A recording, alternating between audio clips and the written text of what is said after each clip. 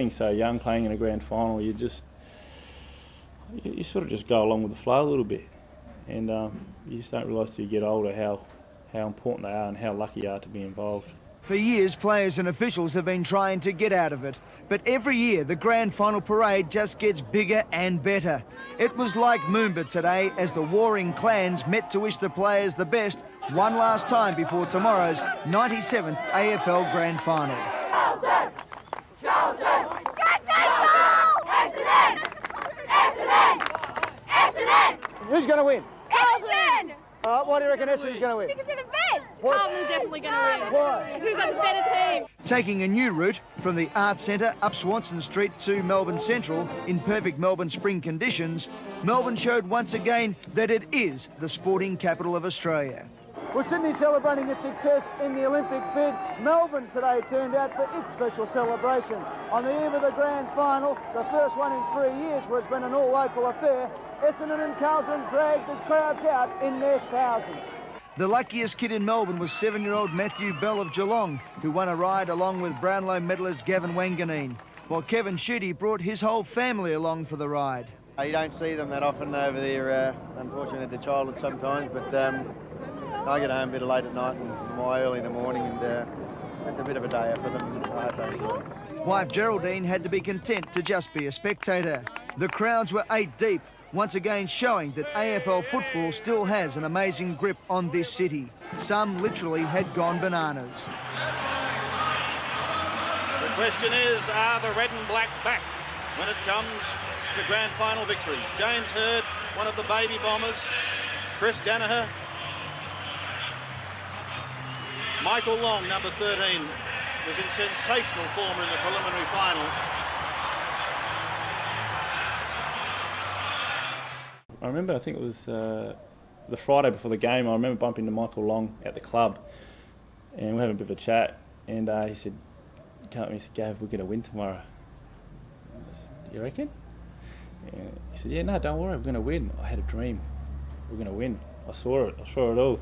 And funny enough, anyway, he was right. But yeah, look, the thing I remember at the start of the game anyway was the bump on Mil Hannah from Dean Wallace. So that was something I can remember, and maybe that had something to do with helping us win the game, because he was a pretty damaging player. Maybe that took the wind out of him a bit. Down towards the 50-metre line. Mackay chances his arm. He's still going, the young man, giving it to Hannah. Mil Hannah cops one. He's down behind players. He gave it away to Hogg. Harvey. Hannah's in trouble.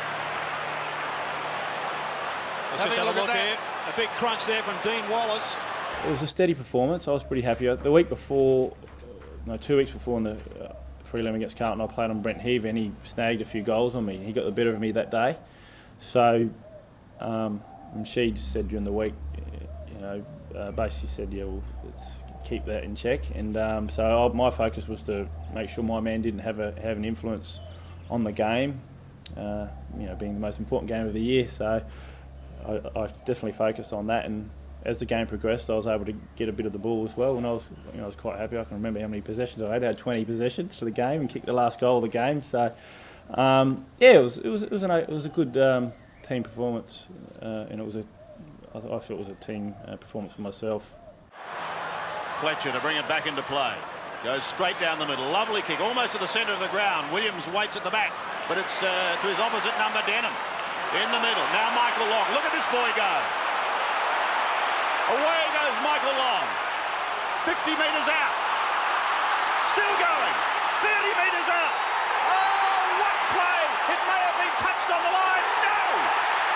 So Wallace getting his chance. The veteran Watson off for the moment. There's a lovely hand pass to Denham. Denham shoots for goal and pops it through.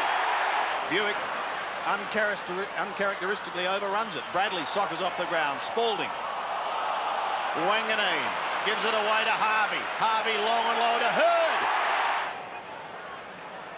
Kicked 34 goals in his career, this young man. He's now kicked 35. Gets the hand pass away. Wanganeen has been very steady. Fletcher from a standing start goes up towards the half-back line. Salmon takes the mark. Away they go again. Hills, you'll have to be quick. He is with a high kick up towards Somerville territory. Sandwiched between two Carlton players. Buick Look at this. Well harassed by Ola Renshaw. Scholl gets his foot to it. Seminal mark. Oh, he drops it. But away goes Wanganeen, the 1993 Brownlow medalist. It goes out the half-back. It bounces beautifully for Long. Long, come and get me, Millamhanna, he says. But Wanganeen's run brilliantly from the back pocket, and his disposal, not quite for Hurd. Christou falls over. Hurd, handball. Wanganeen will kick a goal. Have a look at this.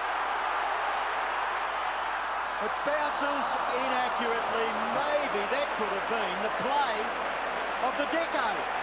The Blues with the last 2 goals. Madden's dominated the centre. Away goes Calthorpe. They don't want this. This will sting. Calthorpe's shot for goal. It's on the line. It's through. Calthorpe replies for the Bombers, who is just putting a stamp on this game, Gary O'Donnell. Quite brilliant around the centre of the ground. And another brilliant kick to the goal front. Spalding couldn't take the mark. Another goal to Essendon kicked by Hurd. It's all over. Long again. Is this man the best man on the ground? I ask you. To half forward, Wanganeen. He had a shot at goal. And now he wants to cap it off with a goal. And he has. He has. That may be it. There's the bounce. Somerville, and there's the siren. Victory for the Bombers.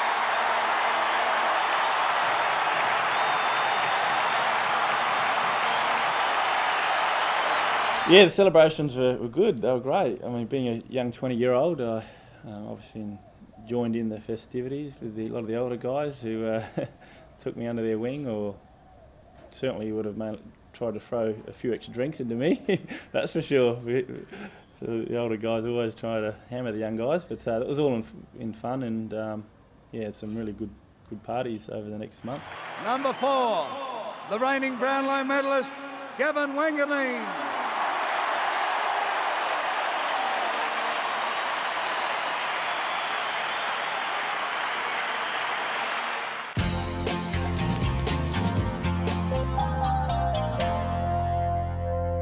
Looking back on it, I mean, I appreciate it a lot more now, because when you're 20 years of age, you just roll with pretty much everything, and you don't realise the importance of things. But yeah, it was obviously very important.